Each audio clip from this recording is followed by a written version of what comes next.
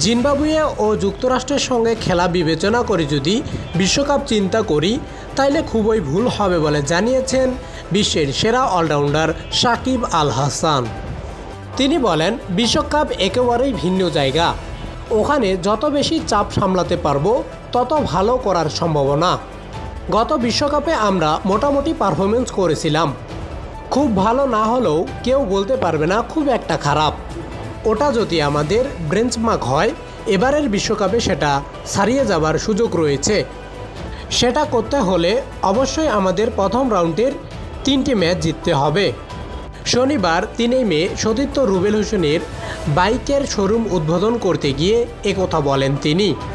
বিশ্বকাপের প্রস্তুতি প্রসঙ্গে সাকিব আল হাসান বলেন, যুক্তরাষ্ট্রের সঙ্গে খেলার আরেকটি বড় কারণ হলো কন্ডিশন মানিয়ে নেওয়া। বিশেষ করে জায়গাটা সম্পর্কে জানা, আমাদের খুব বেশি খেলোয়াড়ের নেই।